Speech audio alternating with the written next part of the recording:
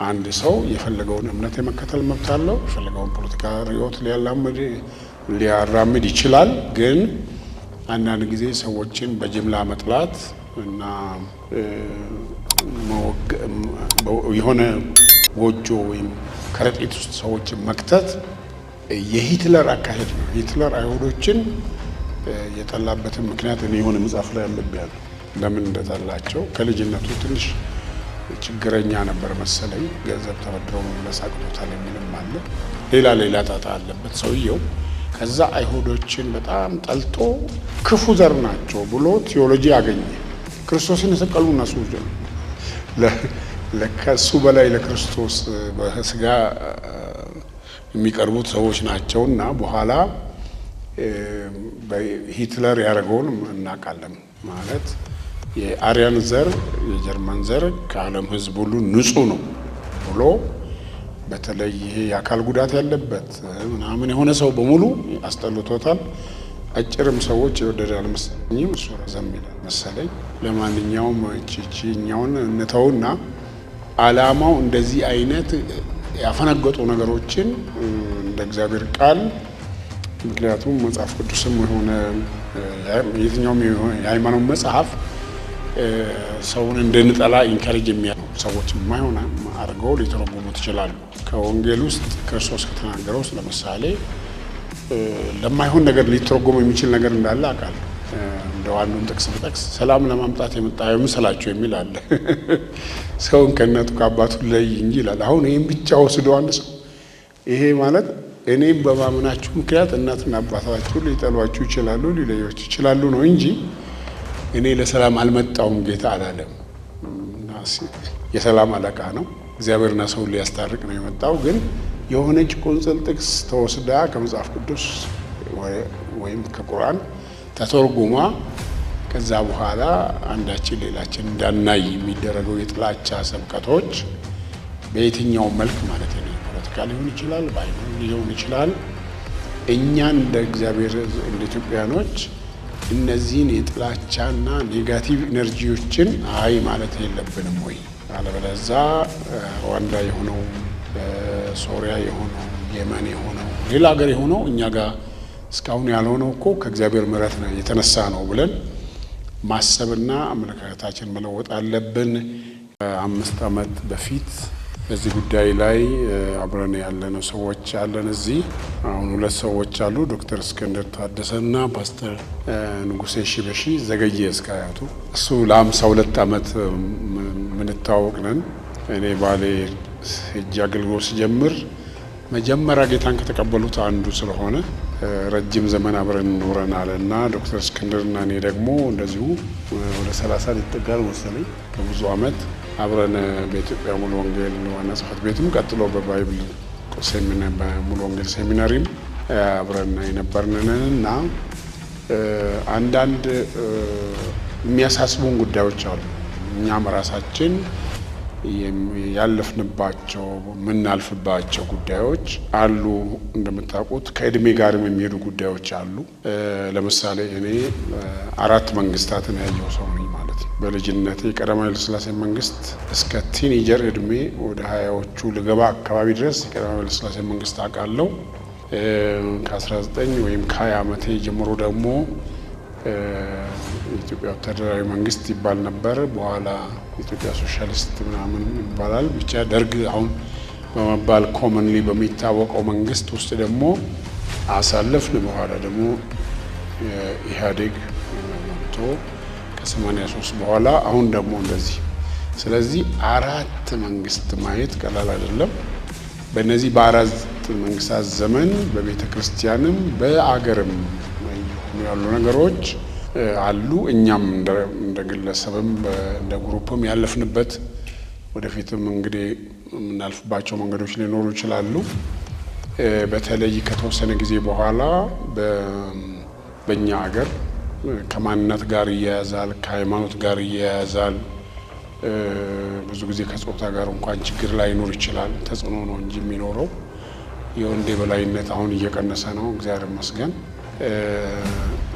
እየተጣጣመን እየመጣ ነው። ግን ሌላ ዓለም ደግሞ ሌላ ችግር አለና ምንድነው የምናደርገው የሚል ነገር ስናወራ የወደፊት አገልግሎትም ጭምር ሰርክል ስንል ሴንተር ፎር ኢንተርካልቸራል ሪሊጂየስ ኮሚኒኬሽን ሊደርሺፕ ኤክሰለንስ የሚለው እንደው በጋራ ነው አይደለም እንትም ያውና ሰርክል ስንል እኛ ኮምፕሊት ሰርክል የሚገጥም ነገር ነው እና መሃሉ ክፍተት የሌለው አይነት ነገር ነውና ምን ይሻላል ብለን እዚህ ጋር እንደምታዩት የሰርክል ሞቶ አም ዲሳይፕል ኦፍ ላቭ ኤንድ ዩኒቲ በጣም ጥላቻን መሰረት ያደረጉ ነገሮችን እንዴት ነው መለወጥ የሚቻለው?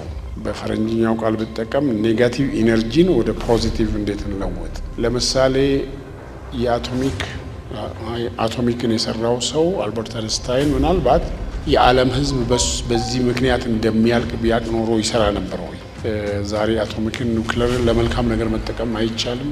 እንደምታውቁት ለጤንነት ለብዙ ነገር ጥቅም ላይ ይውላል። ግን ሰው በባህሪው ክፉ ስለሆነ የኃጢአት ውድቀት ምክንያት የተነሳ ሰው በራሱ በራሴ መልካም ነገር የለም ጳውሎስ እንዳለው መልካም መሆን ስለማይችል በክርስቶስ የተለወጥን ሰዎች ምንድነው በእርግጥ በኋላ ቪዥኑ ይቀርባልና አንዱ የሰርክል ቪዥን ከእግዚአብሔርም ከራሱም የታረቀ ወደ ጎንም ከሌሎች ሰዎች ከተፈጥሮም የታረቀ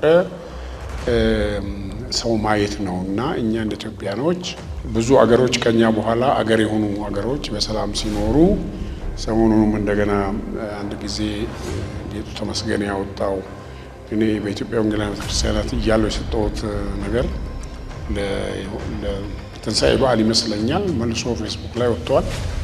ለምንድነው በጥላቻ የምንሰቃየው? መድኃኒቱስ ምንድን ነው የሚለውን ነገር ስናሰላስል ዝም ብሎ ከማየት የራሳችንን ድርሻ ለመወጣት በእውነቱ ይሄ አስፈላጊ መሆኑን አምነንበት እንግዲህ ካልተሳሳትኩ በ21 በፈረንጆቹ ከ4 ዓመት በፊት ነው ሰርክል የተመሰረተው። በየዓመቱ ለመሪዎች ለቤተ ክርስቲያን መሪዎች ለተለያዩ መሪዎች እንደዚሁ ይሄን ጉዳይ ስልጠና እንሰጥ ነበር። እኔ በግሌ ደግሞ በኢትዮጵያ የሃይማኖት ተቋማት የበላይ ጠባቂ ነበርኩና በኢትዮጵያ የሃይማኖት ተቋማት ውስጥ በነበረኝ ሚና ከሃይማኖቱ የበላይ መሪዎች ጋር በነበረን ግንኙነት ጥሩ ስለነበረ ይሄ ላይ የሚታየው ግንኙነት ታች ለምንድን ነው የሚበላሸው የሚለውን ነገር ሲያሳስበኝ የቆየ ነው። ስለዚህ በሰላም ላይ በእርቅ ላይ በመግባባት ላይ መቼም ኮንፍሊክትን አይኖርም አይባልም። በየትኛውም ትምህርት ግን ማኔጅ ማድረግ ይቻላል፣ መለወጥ ይቻላል። መጥፎ ነገር ሲገጥመን ለመልካም መለወጥ አንችልም ወይ? መጽሐፉ እንደሚለን ክፉን በመልካም ማሸነፍ አንችልም ወይ? ባልንጀራህን እንደራስህ ውደድ በአማርኛ ባልንጀራ ይላል እንጂ በእንግሊዝኛው ኔይበር ነው፣ ጎረቤትህን ነው ማለት ከአንተ በቋንቋ በእምነቱ በተለያየ ነገር ሊለይ የሚችለውን ሰው እንደራስህ ውደድ ነው የሚለውና ስለዚህ ሰርክል በአብዛኛው የሚመራው አንደኛ ወርቃማ ሕግ በተባለው በዓለም ላይ ወርቃማ ሕግ ብዙ እምነት ውስጥ አለ። ፈላስፋዎች የሚቀበሉታል በእርግጠኝነት በወርቃማ ሕግና ባልንጀራን እንደራስህ ውደድ በሚለው እና በመሳሰሉት ነገሮች ላይ ተመስርቶ ከግል ሕይወት ጀምረን ከሰዎች ጋር በሚኖረን ግንኙነት ማንኛውም ግንኙነት ሰላም ቅድሚያ እንዲያገኝ ነው። ጦርነት ቀላል ነው፣ ለማበጣበጥ ቀላል ነው። አንድ ምላስ ይበቃል። መጽሐፉም እንደሚል አንደበት ጫካን ያቃጥላል ይላልና ቀላል ነገር ነው። ሰላምን ማጽናት ግን በጣም ከባድ ነገር ነው። ትዕግስት አጥቶ ለሌላ ነገር ማጋበዝ በጣም ቀላል ነገር ነው። ጾም ጸሎት አይፈልግም። ትዕግስተኛ ለመሆን ግን ጾም ጸሎት ያስፈልጋል። አንዳንዱ ነገር ከሰው ተፈጥሮ ባህሪ ጋራ ስለሚቆራኝ ቀላል ነው ለማድረግ። ነገር ግን ደግሞ የአምላክን መንገድ መከተል ምን ያህል አስቸጋሪ እንደሆነ ወይ ከባድ እንደሆነ ለማለት ነው። በእኛ አገር አሁን በአጭሩ ይሄን ብዬ ለሌሎቹ እድል ብሰጥ ደስ ይለኛል። አንዳንድ ነገር ጥንት ተሞክሮ ያልተቻለን ነገር የሚሞክሩ ሰዎች አሉ። ለምሳሌ የሃይማኖት ጦርነት፣ የመስቀል ጦርነት የሚባልም ሌላም ኦቶማን ቱርኮችም ዓለምን በሙሉ ምን ለማድረግ እንደፈለጉ እናውቃለን። በክርስትናና በእስልምና መካከል አንዱ በጦርነት የበላይ ለመሆን ተሞክሮ ድሮ አልተቻለም። ስለዚህ ፌል ያደረገ ነገር ለምን ይሞከራል? ሀገር ላይም እንደዛ ለመሞከር የሚፈልጉ ካሉ አይሆንም ነው። ሌላው በክርስትና ውስጥ ራሱ እንደገና አንዱ ቤተ እምነት ከሁሉ በላይ እኔ ነኝ ሌላ መኖር የለበትም የሚለው ነገር ድሮ ተሞክሮ አልሆነም። በተለይ በአውሮፓ በሃይማኖት ምክንያት በክርስቲያኖቹ ፕሮቴስታንት የሚለው ስም እንደምታውቁት ተቃዋሚ ተብሎ የተሰጠ ስም ነው። አሁን እንደ ጥሩ የምንጠቀምበት ማለት ነው። እኛም ሀገር ጴንጤ የሚለው ለስድብ የተሰጠ ስም ነው። እኛ አሁን ወንጌላውያን ነን ብለን ነው ራሳችንን የምንጠራው ማለት ነው። ግን የተሞከረ የማይሰራ ነገር እንደገና ደግሞ መሞከር ምን ያደርጋል?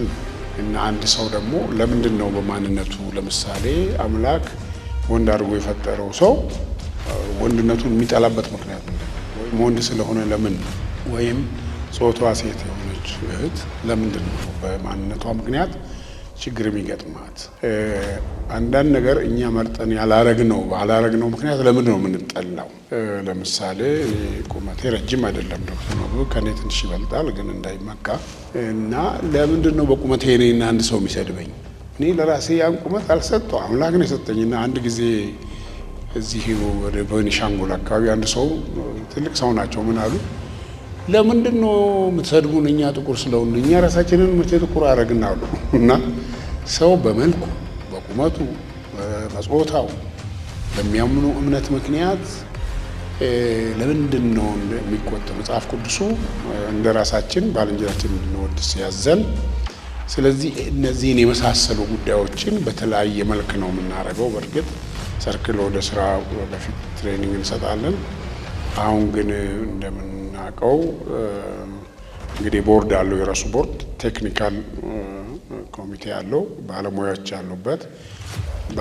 በዓለም አቀፍ ደረጃ ደግሞ አድቫይዘሪ የሚሆኑ የሚመክሩን ከኛ ጋር እኛ ይህን ዓላማ የሚደግፉ ሰዎች ደግሞ ስመጥር የሆኑ ሰዎች ይኖሩናል። ስለዚህ እኛ አይደለንም ብቻችንን አንሰራው። እናንተም የሚዲያ ሰዎች በተለይ በእኛ አገር ውስጥ አሁን ሰዎች በፖለቲካ ልዩነታቸው ምክንያት ፖለቲካን ከብሔር ጋር አያይዘው ፖለቲካን ከተወሰነ ሃይማኖት ጋር አያይዘው የሚያደርጉትን እጅግ አስከፊ የጥላቻ አካሄዶችን ልክ አይደለም ልንል ይገባናል። አንድ ሰው የፈለገውን እምነት የመከተል መብት አለው፣ የፈለገውን ፖለቲካ ርዕዮት ሊያራምድ ይችላል። ግን አንዳንድ ጊዜ ሰዎችን በጅምላ መጥላት እና የሆነ ጎጆ ወይም ከረጢት ውስጥ ሰዎችን መክተት የሂትለር አካሄድ ነው። ሂትለር አይሁዶችን የጠላበትን ምክንያት እኔ የሆነ መጽሐፍ ላይ አንብቤያለሁ። ለምን እንደጠላቸው ከልጅነቱ ትንሽ ችግረኛ ነበር መሰለኝ፣ ገንዘብ ተበድረው መመለስ አቅቶታል የሚልም አለ። ሌላ ጣጣ አለበት ሰውየው። ከዛ አይሁዶችን በጣም ጠልቶ ክፉ ዘር ናቸው ብሎ ቲዮሎጂ አገኘ። ክርስቶስን የሰቀሉ እነሱ ከሱ በላይ ለክርስቶስ በስጋ የሚቀርቡት ሰዎች ናቸውና በኋላ ሂትለር ያደረገውን እናውቃለን። ማለት የአርያን ዘር የጀርመን ዘር ከዓለም ሕዝብ ሁሉ ንጹህ ነው ብሎ በተለይ ይሄ የአካል ጉዳት ያለበት ምናምን የሆነ ሰው በሙሉ አስጠልቶታል። አጭርም ሰዎች ይወደዳል መሰለኝም እሱ ረዘም ይላል መሰለኝ። ለማንኛውም ቺቺኛውን እንተውና ዓላማው እንደዚህ አይነት ያፈነገጡ ነገሮችን እንደ እግዚአብሔር ቃል ምክንያቱም መጽሐፍ ቅዱስም የሆነ የትኛውም የሃይማኖት መጽሐፍ ሰውን እንድንጠላ ኢንካሬጅ የሚያደርጉ ሰዎች የማይሆን አድርገው ሊተረጉሙት ይችላሉ።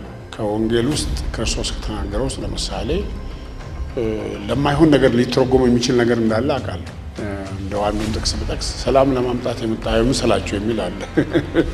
ሰውን ከእናቱ ከአባቱ ለይ እንጂ ይላል። አሁን ይህም ብቻ ወስዶ አንድ ሰው ይሄ ማለት እኔም በማመናችሁ ምክንያት እናትና አባታችሁ ሊጠሏችሁ ይችላሉ፣ ሊለያችሁ ይችላሉ ነው እንጂ እኔ ለሰላም አልመጣሁም ጌታ አላለም። የሰላም አለቃ ነው። እግዚአብሔርና ሰውን ሊያስታርቅ ነው የመጣው። ግን የሆነች ቁንጽል ጥቅስ ተወስዳ ከመጽሐፍ ቅዱስ ወይም ከቁርአን ተተርጉማ ከዛ በኋላ አንዳችን ሌላችን እንዳናይ የሚደረገው የጥላቻ ስብከቶች በየትኛው መልክ ማለት ነው፣ የፖለቲካ ሊሆን ይችላል፣ በሃይማኖት ሊሆን ይችላል። እኛ እንደ እግዚአብሔር እንደ ኢትዮጵያኖች እነዚህን የጥላቻና ኔጋቲቭ ኢነርጂዎችን ማለት የለብንም ወይ? አለበለዚያ ሩዋንዳ የሆነው ሶሪያ የሆነው የመን የሆነው ሌላ ሀገር የሆነው እኛ ጋር እስካሁን ያልሆነው እኮ ከእግዚአብሔር ምሕረት ነው የተነሳ ነው ብለን ማሰብና አመለካከታችን መለወጥ አለብን የሚል ነው። እንግዲህ ችግሩ እኔ አስተማሪ ስለሆንኩ ሳላቅ ሆኖ ሳትወስጃለሁ። ቀጥሎ የሚሰጣቸው ሰዎች ተጠር ማድረግ ይችላሉ። እሺ እኔ እንግዲህ እንደ ፓስተር ጻድቁ ላለማስረዘም ሞክራለሁ። እሳቸው ያው ቀኑ የእሳቸው ስለሆነ ያስረዝሙ መብታቸው ነው። እኔ ግን ብሪፍ አደርጋቸዋለሁ። ሰርክል ምንድን ነው የሚለውን ራእዩ፣ ተልእኮ፣ እንደገና ደግሞ ስትራቴጂክ ፕላኑ ምንድን ነው፣ ፒለርሶች ውስጥ ምንድን ናቸው፣ ሰርክል ቤት ነው በምን ላይ ይቆማል የሚለውን ምሰሶዎቹ ምንድን ናቸው የሚለውን ቢቻል በ10 ደቂቃ ውስጥ ጨርሳለሁ ብዬ አምናለሁ። ሰርክል ስሙ እንደሚያሳየው ከስሙ ተነስቶ ሴንተር ፎር ኢንተርካልቸራል ሪሊጂየስ ኮሚኒኬሽን ኤንድ ሊደርሺፕ ኤክሰለንስ። የምን ማለት ነው?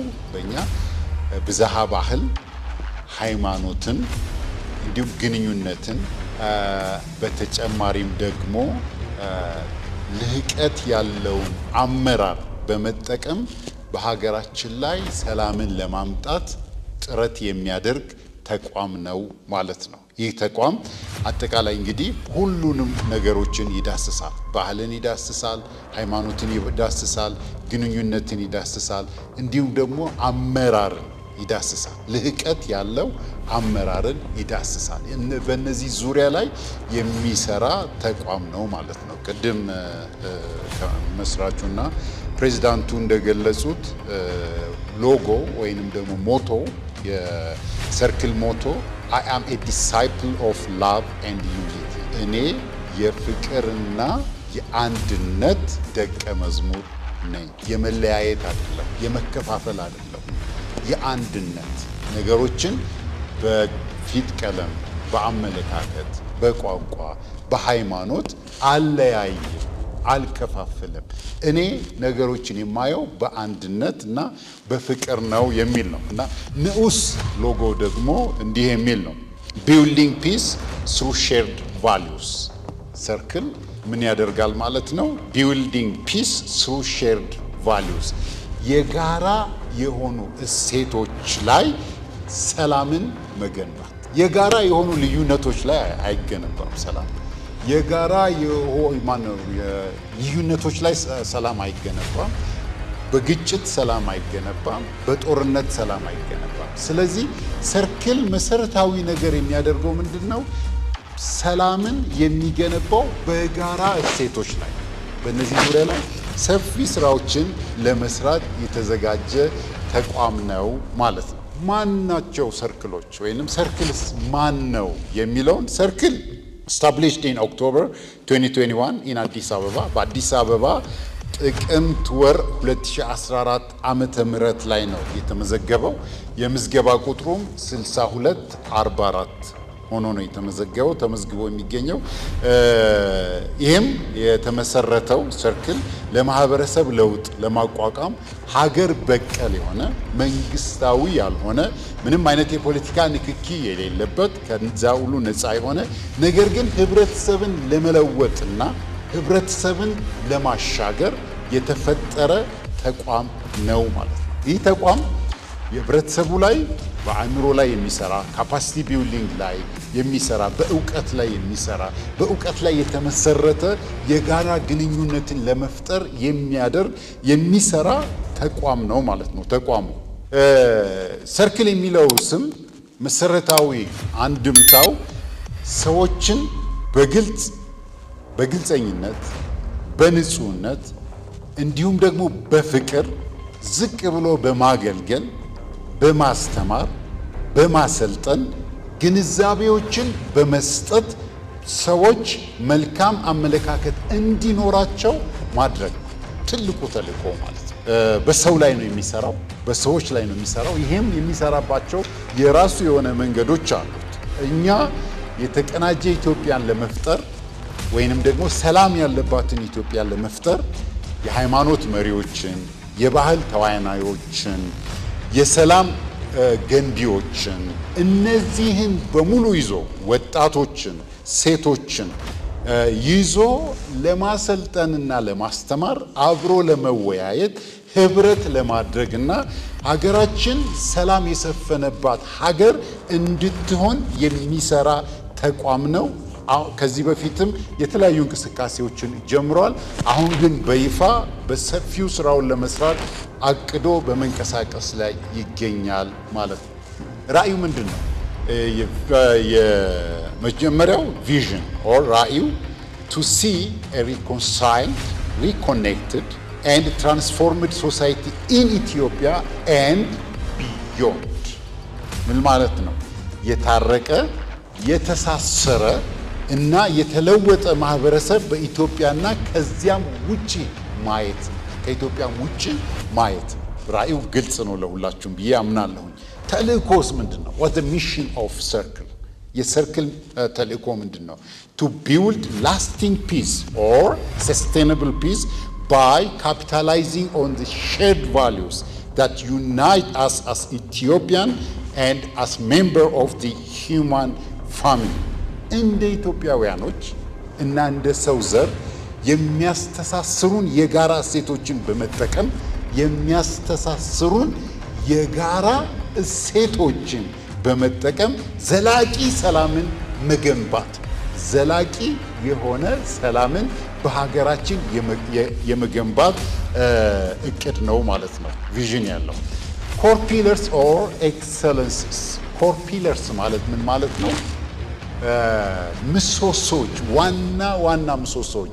ይሄ ቤት የቆመው በምሰሶ ነው እና ሰርክል በምን ምሰሶች ላይ ይቆማል ብለን ስንመለከት የመጀመሪያው ኢንተርካልቸራል ስተዲስ። ይህ ምን ብነው? ባህላዊ ጥናቶች ወይንም ደግሞ ባህልን በማጥናት ወይንም ቤዝድ ኦን ሪሰርች ላይ ባህሎችን በማጥናት የእያንዳንዱን ባህል አጥንቶ ህብረትን ለመፍጠር የሚሄድ ተቋም ነው ማለት ነው። ያለ ጥናት አይሰራም። ጥናቶችን እየሰራ በዛ ጥናት ላይ ቤዝድ ኦን ዳት ሪሰርች አክት የሚያደርግ የሚሰራ ተቋም ነው ማለት ነው። ሁለተኛው ሪሊጂየስ ስተዲስ ወይንም ሃይማኖታዊ ጥናቶችን ያደርጋል፣ ምርምሮችን ያከናውናል ማለት ነው። ኮሚኒኬቲንግ ኤክሰለንሲስ ኦር ኮሚኒኬሽን ኦፍ ኤክሰለንሲስ ያሳያል ማለት ነው። ይህም ብቃት ያለው ወይንም ልዕቀት ያለው ግንኙነት እንዲኖር ይሰራል። ሶስተኛው ይሄ ነው። ልዕቀት ያለው ግንኙነት እንዲኖር ይሰራል። ውጤታማና ሰላማዊ ውይይት ጥበብን ያዳብራል፣ ይከተላል። በተለያዩ ተቋማቶች መካከል ሰላማዊ ግንኙነቶች እንዲኖሩ፣ የተለያዩ ሃይማኖቶች መካከል፣ የተለያዩ ባህሎች መካከል፣ የተለያዩ ብሔር ብሔረሰቦች መካከል ሰላም እንዲኖር፣ ህብረት እንዲኖር፣ ጥሩ ግንኙነት እንዲፈጠር ጥረት ያደርጋል። ያንንም ይሰራል፣ ያሰለጥናል፣ ያስተምራል፣ የተለያዩ መድረኮችን ያዘጋጃል ማለት ነው። ከዛ ቀጥሎ ሊደርሺፕ ኤክሰለንሲ። የሁሉ ነገር ችግርና በሽታ አንዱ የአፍሪካ ተብሎ ከወጡት ውስጥ መጀመሪያ ቅድመ ሁኔታ ላይ የሚመጣው የአመራር ችግር ተብሎ ነው የሚቀመጠው እና ይህ ሰርክል ተቋም በአመራር ብቃት ላይ ወይንም በአመራር ብስለት ላይ ወይንም ደግሞ በአመራር ልህቀት ላይ ለመስራት የተቋቋመ ተቋም ነው ማለት ነው። ይህ ምሳሌነት ያላቸውን መሪዎች ወደፊት በማምጣት ሌሎች ትውልዶችን እንዲያስተምሩ ያግዛል፣ ይረዳል። እነዚህ ስትራቴጂክ ፒለርስ የምንላቸው ናቸው። የወደፊት መንገዶቹስ ምን ናቸው ብለን ስንመለከት የመጀመሪያው የወደፊት ፍኖተ ካርታው ኦር ስትራቴጂክ ሮድ ማፕ ከ2026 እስከ 2031 ድረስ ያለው ስትራቴጂክ ሮድ ማፕ ምንድን ነው ብለን ስንመለከት የመጀመሪያው ስትሬንግዝኒንግ ሎካል ካፓሲቲስ፣ የአካባቢን አቅም ማጠናከር።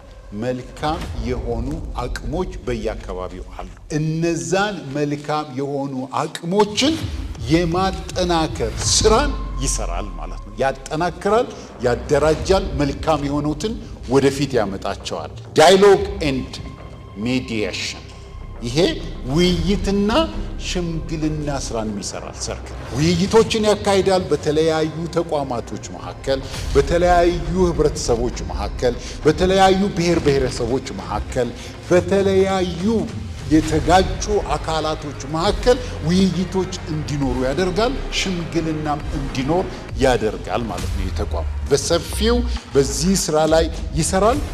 ሌላውና በዚህ በውይይቶችና ሽምግልና ላይ በሚሰራበት ጊዜ ግጭቶችን መፍታት፣ ግጭቶች እንዳይፈጠሩ አስቀድሞ መከላከል፣ መወያየት፣ አብሮ በጋራ ግጭቶችን ማስወገድ ስራ ላይ ሰፊ ስራን የመስራት አቅዶ የተነሳ ተቋም ነው። ሶስተኛው አዌርነስ ኤንድ ፖሊሲ ኢንጌጅመንት፣ ይሄ ግንዛቤ ማስጨበጫና የፖሊሲ ተሳትፎን በማንኛውም ፖሊሲ ላይ ተሳትፎን ያበረታታል። ሰዎች በተለያዩ ፖሊሲዎች ነገ ላያቸው ላይ መጥቶ ያ ፖሊሲ ከመተግበሩ በፊት ግንዛቤ እንዲኖራቸውና ንቃተ ህሊና ኑሯቸው እንዲከታተሉ ያደርጋል ማለት ነው። እና ኦፕሬሽናል ፕሪንሲፕሎች አሉት፣ የራሱ የሆነ ፕሪንሲፕሎች አሉ። ኦፕሬሽናል ፕሪንሲፕልስ ብሎ ያስቀምጣቸው we are committed to do not harm framework። do not harm የሚለው ዓለም አቀፍ ተቀባይነት ያለው ነው። ማንንም ሳንጎዳ ተጠንቅቀን እንሰራለን ማለት ነው። ሰርክል ማንንም አይጎዳም፣ ለማንም አያዳላም፣ ሁሉንም እኩል ያገለግላል። our working grounded in የተተከለው መርሆቻችን ሆነው የተቀመጡት impartiality and objectivity፣ ይሄም ገለልተኝነትና ሚዛናዊነት። ሰርክል ምንም አይነት ከማንም ጋር አያዳላም። women and youth inclusivity፣ ይሄ ሴቶችና ወጣቶችን አካታች ነው ማለት ነው። ሶስተኛው ሪሰርች ቤዝድ አፕሮች፣ ዝም ብሎ አየር ላይ የሚበራ ጥናትን መሰረት ያደረገ አቀራረብን የሚያቀርብ ነው። ትራንስፓረንሲ ኤንድ ፓርትነርሺፕ ኦር ፓርቲሲፔሽን፣ ግልጽ እና ተሳትፎን የሚያበረታታ ተቋም ሆኖ የሚሰራ ነው። ቀጣይ እድል ከተሰጠኝ እንቀጥላለሁ እንዳላስረጅ። ሰርክልን በተመለከተ ከበቂ በላይ በፓስተር ጻድቁ በዶክተር መክብብ ጣሰውም ተነግሯል። እዚያ ላይ ብዙ ነገር አልደግምም። ምናልባት አስምረንበት እንድንሄደው የሚያስፈልግ ከዛሬ ጀምሮ ሰርክል ስራ ላይ መሆኑን ሊያሳይ የሚችል ዋናውን ኮር ነጥብ ባነሳ መልካም ነው ብዬ አስባለሁ። ስሙ ቅድም ተተንትኗል። ሴንተር ፎር ኢንተር ሪሊጂየስ ካልቸራል ኮሚኒኬሽን ኤንድ ሊደርሺፕ ኤክሰለንስ የሚል ነው። ስለዚህ ባህል የሚል ነገር እዚህ ውስጥ አለ፣ ሃይማኖት የሚል ነገር እዚህ ውስጥ አለ፣ ተግባቦት ግንኙነት የሚል ነገር እዚህ ውስጥ አለ፣ የአመራር ልህቀት የሚል ነገር እዚህ ውስጥ አለ።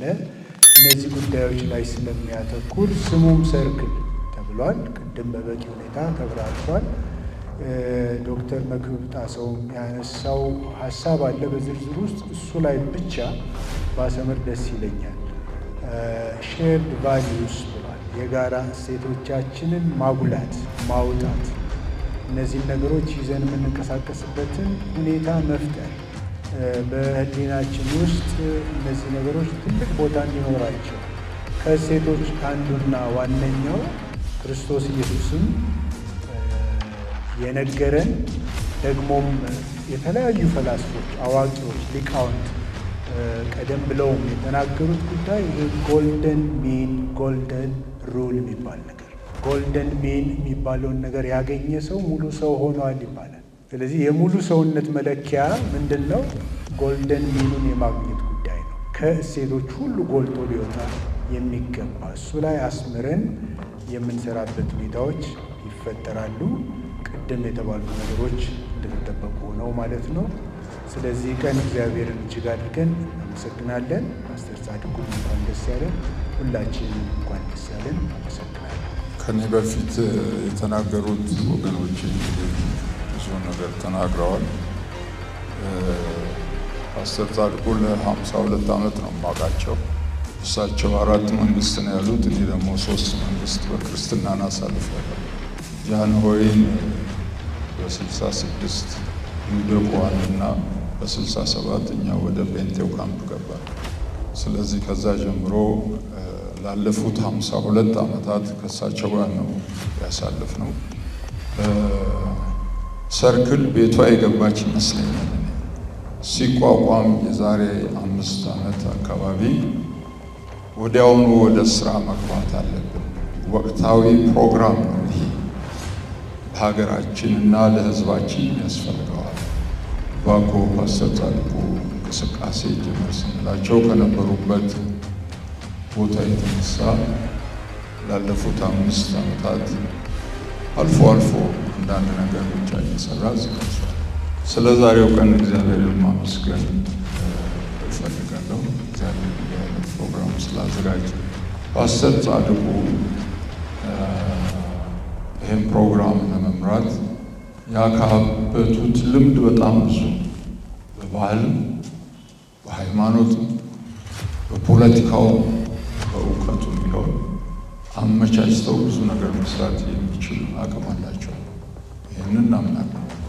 ከድካማቸው መማር ይፈልጋሉ፣ ምክር ይሰማሉ። ስለዚህ ይህ ፕሮግራም ለሀገር እንዴት ይሁን፣ ሕዝብን እንዴት ይጥቀም በሚለው ነገር የተሻለ ነገር ለሀገሪቱ ያመጣል ብዬ አስባለሁ። ፓስተር ጻድቁ እዚህ ላይ እንዳየነው አም ኤ ዲሳይፕል ኦፍ ላቭ ኤንድ ዩኒቲ የተባለው እውነትን ለመብታቸው የሚከራከሩ ሰው አይደለም፣ ለህብረት ደግሞ የሚተጉ ሰው ናቸው። ለዚህ ነው ሰርክል ቤቷ መጣች። ፓስተር ጻድቁም ደግሞ ጥሩ ልጅ ወለዱ ብዬ አስባለሁ። ስለ ዛሬው ቀን እግዚአብሔርን ማመስገን እፈልጋለሁ። ሁላችንም ከጎናቸው ሆነን ይህ ፕሮግራም ለህዝባችን፣ ለሀገራችን፣ ለተለያዩ የእምነት ተቋማት ተግባራዊ እንዲሆን ያላሰለሰ ጥረት እንድናደርግ አደራ ማለት እፈልጋለሁ። እግዚአብሔር ይርዳዎት። እንኳን ደስ ያለዎት ማለት እፈልጋለሁ። ደንብ አስተውዬ ከሆነ የመጀመሪያው ጥያቄ ይመስለኛል እንደዚህ አይነት ተግባር ያላቸው ብዙ አይነት ተቋማት አሉ፣ ሰርክል ምን ልዩ ነገር ይዞ መጣ የሚል ይመስለኛል። የሰርክል ልዩ ነገር በዚህ ጉዳይ ላይ ዋናና ባለቤት ሊሆን የሚችል ሰው፣ በዚህ ጉዳይ ላይ በጣም ትኩረት አድርጎ የሰራም ለመስራትም ሸክሞ ያለው ሰው፣ ባለቤት የሆነ ሰው ስለያዘው ዋናው ጉዳይ ነው ብለን እናስባለን። ከዛ በተረፈ ቫሊዩስ ላይ የጎልደን ሚን የምንለው ነገር ምናልባት ይሄንን ጉዳይ አዲስ አይደለም ለኔ የሚል ብዙ ሰው ሊኖር ይችላል፣ ግን ትኩረት የሰጠው ሰው የለም አይደል። ስለዚህ የሃይማኖት ተቋማት በየትኛውም ስም ይጠሩ፣ በተለያየ አቅጣጫም በተለያየ አካባቢ ያሉም የባህል ተቋማት በተለያየ ስም ይጠሩ፣ ይህንን ጎልደን ሚን የሚባለውን ነገር ምን ያህል አስተውለነዋል? ባልንጀራዬ ከኔ ይሻላል የሚለውን ሀሳብ፣ በእኔ ላይ ሊደርስ ማልፈልገውን ነገር በባልንጀራዬ ላይ ሊደርስ አልፈልግም የሚለውን ሀሳብ፣ እነዚህና የመሳሰሉ ከጎልደን ሚን ጋር የተያያዙ ሀሳቦች፣ እሴቶች በጣም ጎልተው እንዲወጡ ከዛሬ ጀምሮም ሰው እንዲያሰላስላቸው ከዛሬ ጀምሮም ሰው የበለጠ ትርጉምና ቦታ እንዲሰጣቸው በማሰብ የሚንቀሳቀስ ስለሆነ ምናልባት በዚህ ላይ ትኩረት ያደርጋል የሚለው የሰርክልን ልዩነት ያሳያል ብዬ አስባለሁ። ሰርክልን ለየት የሚያደርገው ነገር የሚለው ፊት ለፊቴ ላይ ተቀምጧል። ብዙ ተቋማት በሃይማኖታዊ ጥናት ላይ እና በሰላም ላይ ይሰራሉ። ሰርክልን ለየት የሚያደርገው በኢትዮጵያ ውስጥ ያለውን ትልቅ ክፍተት ይሞላል ብለን እንጠብቃለን። ይህም ሁለገብ የብዝሃ ባህል ብቃት ወይንም ደግሞ የሁሉንም ባህል እኩል የማየትና የማስተናገድ አቅም ያለው ተቋም ነው ማለት ነው። የአንዱን ባህል ከፍ የሚያደርግ የአንደኛውን ዝቅ የሚያደርግ አይደለም። እነዚህ እያንዳንዱ ባህል የራሱ የሆነ የሰላም የሚያስከብርበት ሂደቶች አሉት። ሰርክል ያንን ማዕከል አድርጎ በእነሱ መሃል በመገኘት ያ እንዲሰፋና እንዲያብብ አቅምን የመስጠት ስራን ይሰራል። ሌላው ሰርክልን ለየት የሚያደርገው አክሰሲቢሊቲ ነው። በቀላሉ ተደራሽነት እንዲሆን ነው። በእነዚህ ባህሎችን መሰረት በማድረግ ተደራሽነት እንዲኖረው ያደርጋል። ጥራት ያለው ስልጠና በሀገር ውስጥ በማቅረብ በፋይናንስ አቅም ሳይገድባቸው ጥረውና ቁርጠኝነት ላላቸው ሁሉ ከፍተኛ ስልጠናዎችን ተደራሽ ማድረግ እስካሉበት ድረስ ሄዶ ማሰልጠን መጥራት ሳይሆን እስካሉበት ድረስ እታች ድረስ ወርዶ ማሰልጠን ሰርክልን ለየት ያደርገዋል ማለት ነው። አክሰሲቢሊቲው ሰርክልን ለየት የሚያደርገው ነገር ይሆናል ብለን እንጠብቃለን። ሌላው አካዳሚክ ብሪጅ ነው የሚሆነው። አብዛኛው ኮሌጆቻችን ላይ፣ አብዛኛው ዩኒቨርሲቲዎቻችን ላይ፣ አብዛኛው የትምህርት ተቋሞቻችን ላይ በርካታ ጥናቶች ሼልፍ ላይ ብቻ የሚቀመጡ ናቸው። ሰርክል እነዛን ሼልፍ ላይ የተቀመጡትን ጥናቶች ወደ ስራ እንዲገቡ ትልቁን ስራ ይሰራል ማለት ነው። ጥናት ላይ የተመሰረተ ነው። በአንዱ ላይ የሚያደርገው እነዚህ በሰላም ላይ ጥናት የተሰሩ፣ በባህል ላይ ጥናት የተሰሩ፣ በሀገር አቀፍ ልዩ ልዩ ጉዳዮችና ግጭቶች ላይ ጥናት የተሰሩትን በማየት ያንን አካዴሚካሊ አድሬስ እንዲደረግ ያደርጋል፣ ይረዳል። የመጨረሻው ደግሞ ሶስተኛውና የመጨረሻው ሰርክልን ለየት የሚያደርገው ምሁራኖችን ይዞ የሚሰራ ነው። ልምድ ያላቸው የተለያዩ ምሁራኖችን በመያዝ ከነሱ ጋር ህብረት በማድረግ በመወያየት የሚሰራ ተቋም ነው። አመሰግናለሁ።